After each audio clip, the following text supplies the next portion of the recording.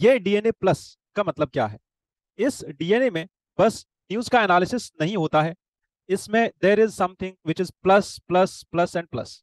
कितना प्लस लगाएंगे आप इसमें उतना ही कम होगा, क्योंकि डेली आप यूपीएससी के पीवाईक्यूज भी कर रहे हो, डेली आप आर्टिकल्स भी डिस्कस कर रहे हो, आप अपना स्टैटिक पोर्शन भी मजबूत कर रहे हो, अपना करंट अफेयर्स भी मजबूत कर रहे हो, प्रीलिम्स के लिए अलग से पॉइंटर्स बना रहे हो, और मेंस के लिए अलग से आप इंट्रो, बॉडी, कंक्लूजन सब रेडी कर रहे हो। अब बस रेडी ही नहीं कर रहे हो, आप इसकी प्रैक्टिस भी कर रहे हो डेली। और आप ये भी कर रहे हो कि आप ये सीख रहे हो इस न्यूज़पेपर के एनालिसिस में कि आपको न्यूज़पेपर की एक एक लाइन को यूज कैसे करना है अपने आंसर्स में। ठीक है? तो इट्स नॉट इजी कि आपके जीएस के 4 मेन पेपर्स और आपके ऑप्शनल के 2 मेन पेपर्स, कुल मिला के 6 पेपर्स में से अगर आप कुछ भी नहीं देखो तो 20 क्वेश्चंस एवरेज में है, विच इज अराउंड 120 क्वेश्चंस, जिनका आंसर आपको मात्र 3 दिन के अंदर अंदर करना होता है। ठीक है? 2 दिन आपके जीएस के, 1 दिन आपका ऑप्शनल का। अंडरस्टूड? तो इतना कंटेंट बना के रखना, उसको रेडीमेड दिमाग में रखना और उसके बाद उसकी डेली प्रैक्टिस करना, this is something which is challenging in mains. ठीक है? तो अब हमसे जुड़ने के लिए, आपकी प्रिपरेशन को स्मूदन करने के लिए, आपकी प्रिपरेशन को अच्छा बनाने के लिए आपको करना क्या है? आपको हमारी वेबसाइट पे जाना है, आपको हमारे नंबर्स सेव करके रखने हैं, और आपको टेलीग्राम पे जुड़ना है। किस लिए जुड़ना है? क्योंकि आपको इस न्यूज एनालिसिस का पीडीएफ डेली वहां पे मिलेगा। अब आप बोलोगे सर पीडीएफ करके क्या करेंगे, हमने तो वीडियो कर लिया। नहीं, पीडीएफ में बहुत सारे नोट्स होते हैं जो आप लिखते चले जाओगे। ठीक है? जिससे आपका वैल्यू एडिशन होगा। आपकी बुक्स का, जो आप पढ़ रहे हो, अगर आपने बस एनसीईआरटीज पढ़ी है, अगर आपने बस स्टैंडर्ड बुक्स पढ़ी है, इसके साथ साथ आपको अगर एमसीक्यूज की जानकारी नहीं है और आपका स्टैटिक पोर्शन कवर नहीं हुआ है, तो सारी चीजें जो इस एनालिसिस में कवर होती है वो आपकी इस पीपीटी के थ्रू रिवाइज होती जाएंगी। अगर आप इसको अपने लैपटॉप में बस सेव करके रखोगे, अपने फोन में सेव करके रखोगे, और वीक एंड पे, संडे के दिन आप बैठ के ये 7 दिन का पीपीटी रिवाइज कर लोगे, तो आप चलो, let's begin the discussion. And सबसे अच्छी खबर जो आपके लिए है वो ये है कि ज्योग्राफी ऑप्शनल जीनो आईएएस ने लॉन्च कर दिया है, और ज्योग्राफी ऑप्शनल कोर्स खुद अजीत सर ले रहे हैं। हिंदी और इंग्लिश दोनों मीडियम में ये कोर्स रहेगा। फाउंडेशन कोर्स होगा ज्योग्राफी ऑप्शनल से रिलेटेड, स्टार्ट से लेकर एंड तक आपके नोट्स, आपका preparation, test series, PYQs, answer writing practice, हर एक चीज यहाँ पे आपको बिल्कुल एग्जाम रेडी कराया जाएगा। ठीक है? अगर आपको फिर भी डाउट रहता है तो आपके लाइव जो सेशंस होंगे वो रिकॉर्ड होके आपके पोर्टल पे रहेंगे हमेशा के लिए। आप उनको एक्सेस कर सकते हो 2025 के मेंस के लिए, 2026 के मेंस के लिए। ठीक है? और ये कोर्स 2025 और 26 के दोनों एस्पिरेंट्स के लिए बनाया गया है। तो जल्दी से आप जाके इस पे रजिस्टर करो और यहाँ पे हमारे साथ जुड़ने की कोशिश करो, और ज्योग्राफी ऑप्शनल को अपना रेडी करो जल्दी से जल्दी। इसके साथ साथ अजीत सर ने एक स्पेसिफिक इनिशिएटिव लेके आए हैं उन लोगों के लिए जिनका ज्योग्राफी वीक है। आज भी हमने देखा ज्योग्राफी से ही यूपीएससी का क्वेश्चन आया था, कल भी, परसों भी, 3-4 दिन से हम ज्योग्राफी के ही क्वेश्चन डिस्कस कर रहे हैं। ज्योग्राफी इंपॉर्टेंट सब्जेक्ट है। 30 से 40 नंबर ज्योग्राफी प्लस एनवायरमेंट से मिला के आते हैं, कहाँ से? प्रीलिम्स में। और मेंस में 60 to 70 मार्क्स आते हैं ज्योग्राफी से। ठीक है? Now understanding this importance of the subject, हमने जीएस ज्योग्राफी का एक मॉड्यूल लॉन्च किया है। बस आपको जनरल स्टडीज से रिलेटेड ज्योग्राफी पढ़ाया जाएगा। ज्योग्राफी आपका बेसिक से लेकर एडवांस पूरा कवर कराया जाएगा, वाव अप्रोच के साथ, जिसमें आपको व्हाट्सएप पे एक्सेस होगा आपके मेंटोर का, अजीत सर का, ऑडियो, वीडियो, हर एक सपोर्ट आपको दिया जाएगा, आपको पर्सनल गाइड किया जाएगा मेंटोर्स के थ्रू और अजीत सर के थ्रू। ठीक है? प्लस यहाँ पे आपकी एमसीक्यू प्रैक्टिस होगी ताकि आपका प्रीलिम्स रेडी हो जाए, आपका डेली मेंस आंसर राइटिंग होगा ताकि आपका मेंस भी रेडी हो जाए। किसके साथ? इस जनरल स्टडीज के ज्योग्राफी के सब्जेक्ट के साथ। ठीक है? मॉड्यूल के साथ। चलो, इसके बाद हमारे यूट्यूब चैनल और अजीत सर के यूट्यूब चैनल को आप फॉलो करो, सब्सक्राइब करो, क्योंकि यहाँ पे आपके लिए बहुत सारा कंटेंट लेके आ रहे हैं, पॉडकास्ट लेके आ रहे हैं, और आपकी प्रिपरेशन को अच्छा करने के लिए हर एक प्रयास यहाँ पे किया जा रहा है। ठीक है? इसीलिए I request all of you to come and join Jeeno IAS, और जीनो आईएएस को जितना जल्दी हो सके उतना जल्दी आप, जितना ज्यादा हो सके उतना ज्यादा आप इसको शेयर करते जाओ। जीनो आईएएस बहुत ही कम टाइम में बढ़ रहा है। बहुत जल्दी हमारा टारगेट है कि 1 लाख सब्सक्राइबर्स हमारे हो जाएं। प्लस हमारे ऑलरेडी आई गेस 47,000 और 48,000 हो गए हैं। इसके साथ साथ we already have crossed I guess around 2,000 hours of watch time. तो इसीलिए बेहतर मतलब अगर आप देखो कि कंटेंट इतना जबरदस्त है, कंटेंट इतना अच्छा है, और बच्चों का प्यार है, स्टूडेंट्स का लव है, और हम लोग आपको वापस दे रहे हैं वो चीजें जो हमने आपसे अचीव की है, हमने इस एजुकेशन सेक्टर से अचीव की है। ठीक है? तो वो चीजें अब आपके लिए वापस लेके आ रहे हैं, वो भी फ्री में, वो भी बहुत ही कम दाम पे, बहुत ही कम से कम बस इसलिए लेके आ रहे हैं, थोड़ा सा मिनिमल चार्जेस पे इसलिए लेके आ रहे हैं, not to make it low quality but to ensure that every student is dedicated. ठीक है, डेडिकेशन के लिए थोड़ा बहुत चार्ज कर रहे हैं बस, ताकि कोर्स की कॉस्टिंग निकल जाए, उससे ज्यादा कुछ नहीं। इसके साथ जीनो आईएएस का अपना ऐप और जीनो आईएएस की यूट्यूब चैनल, दोनों जगह आप जाके सेल्फ असेसमेंट टेस्ट एक्सेस कर सकते हो। डेली आपके लिए 10 क्वेश्चंस आते हैं हमारे यूट्यूब कम्युनिटी पोस्ट पे, ये भी आप एक्सेस कर लो, और यहां से आपकी 10 क्वेश्चंस की एमसीक्यूज की एक्सप्लेनेशन और आंसर्स डेली आप पढ़ सकते हैं। Let's begin with the UPSC this today's discussion. And सबसे पहला जो न्यूज आर्टिकल आया है, आज के इस न्यूज आर्टिकल में एक बहुत ही महत्वपूर्ण डिस्कशन हो रहा है, वो है यूनिवर्सल हेल्थ कवरेज का। ठीक है, ये जो न्यूज आर्टिकल है ये बस ये बोल रहा है कि कैबिनेट ने अप्रूव कर दिया, जो 70 साल से ऊपर के लोग हैं उनके लिए अप्रूव कर दिया क्या, कि उनको 5 लाख रुपए का इंश्योरेंस मिलेगा। अब भैया ये तो पहले ही मिल रहा था, ये तो सबको मिल रहा था, है ना। ये वाला जो इंश्योरेंस है प्रधानमंत्री आयुष्मान भारत योजना में, बाकी लोगों को भी मिल रहा था। 5 लाख रुपए हमने एक फैमिली को दे दिए। ठीक है, 5 लाख रुपए का इंश्योरेंस कार्ड हर एक फैमिली के पास है। बट नाउ ये जो 5 लाख रुपए है ये उन लोगों के लिए सेपरेटली है जो 70 साल से ऊपर के हैं, इनके लिए एक अलग कार्ड बनेगा और इनके लिए अलग स्कीम आई है ये। ठीक है, एक्चुअल में क्या बात है, दो स्कीम्स आ गई अब। एक तो हमारे पास था आयुष्मान भारत प्रधानमंत्री जन आरोग्य बीमा योजना। ठीक है, और इसके एग्जिस्टिंग बेनिफिशियरीज मतलब जिनके पास अभी ये कार्ड है, जो फैमिलीज, अगर आप लो इनकम फैमिली हो और आपने ये कार्ड बनवाया है, तो आपके पास इस कार्ड के अंदर 5 फैमिली मेंबर्स के लिए 5 लाख रुपए ईयरली इंश्योरेंस मिलता है। ठीक है, बट अगर ये 5 लाख रुपए अगर आपकी फैमिली में एक सीनियर सिटीजन है, ठीक है, तो उनके खर्चे में तो उससे ज्यादा लग जाता है।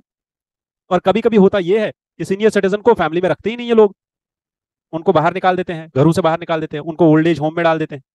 Now central government has come up with this thing कि जो एग्जिस्टिंग बेनिफिशियरीज है, चाहे वो फैमिली मेंबर हो या ना हो, और जो इन फैमिली से बिलोंग नहीं करते, इन फैमिली से बाहर के लोग हैं, ठीक है, चाहे वो उनकी फैमिली में हेल्थ कार्ड बना हो या नहीं बना हो, तब भी उनके लिए 5 लाख रुपए का इंश्योरेंस है। तो ये यूनिवर्सली सबके लिए है जो 70 साल से ऊपर के हैं। और अब जो इन फैमिलीज में है वो 5 लाख रुपए फैमिली खर्च कर देगी, और जो सीनियर सिटीजन है उनके लिए एडिशनल टॉपअप कवर है 5 लाख रुपए का। ठीक है, ये डिफरेंस है।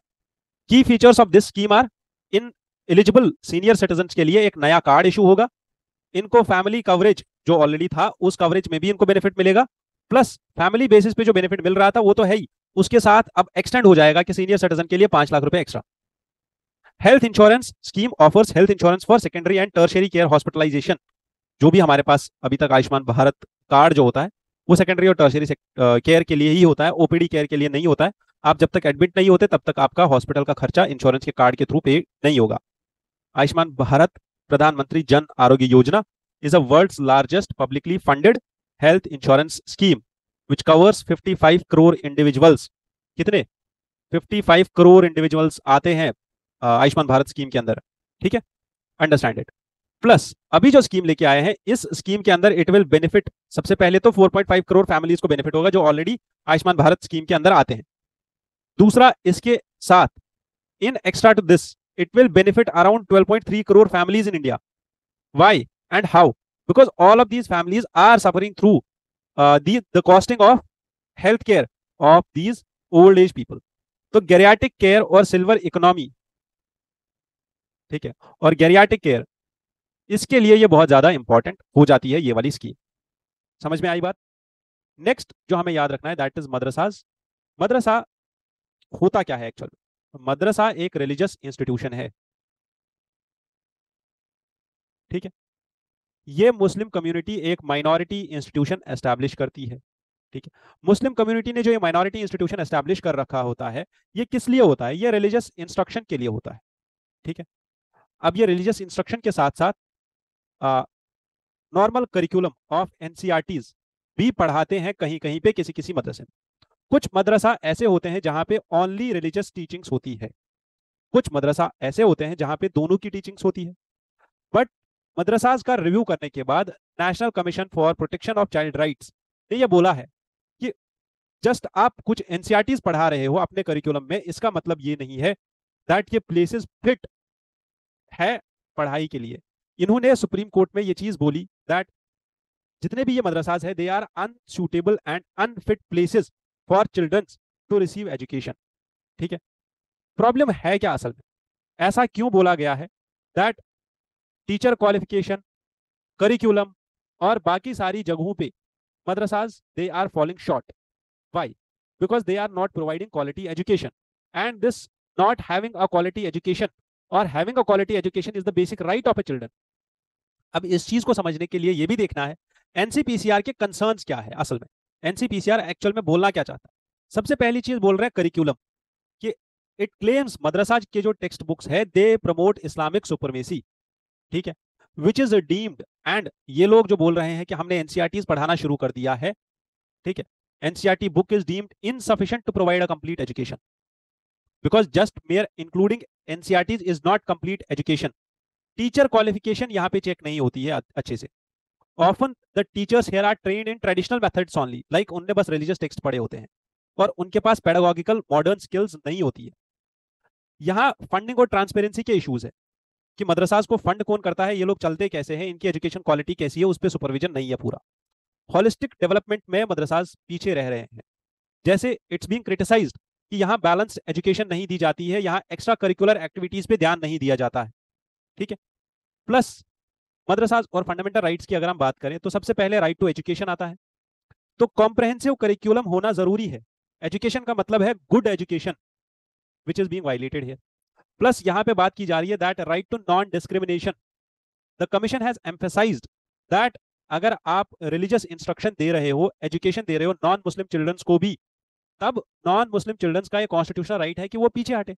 मदरसाज में जो नॉन मुस्लिम चिल्ड्रन भी पढ़ते हैं कहीं कहीं पे, वो लोग जो नॉन मुस्लिम चिल्ड्रन वहां पे पढ़ते हैं उनको फोर्सफुली नहीं बोल सकते हो ना आप कि आप भी ये कर लो, कि आप भी पढ़ाई करो, आप भी इस्लामिक टेक्स्ट पढ़ो। एजुकेशनल स्टैंडर्ड्स को लेके NCPCR has expressed its concerns over the lack of standardised education in madrasas which may disadvantage the students in future opportunities. ठीक है, इसके साथ साथ एनसीपीसीआर हैज हाईलाइटेड कि मदरसा एजुकेशन का इंपैक्ट क्या रहा है, किसके ऊपर, वहां के स्टूडेंट्स के ऊपर। It says that there are limited educational opportunities for madrasas. Students from madrasas, many of them face challenges जब वो हायर एजुकेशन अचीव करना चाहते हैं, क्योंकि उनकी बेसिक एजुकेशन ही अच्छी नहीं हुई होती है। सोशल एंड इकोनॉमिक डिसएडवांटेजेस होते हैं इन पे। मार्जिनलाइज्ड कम्युनिटी से ये लोग बिलोंग करते हैं, पुअर कम्युनिटी से आते हैं, और इन बच्चों में इनकम इनइक्वालिटी बहुत ज्यादा होती है।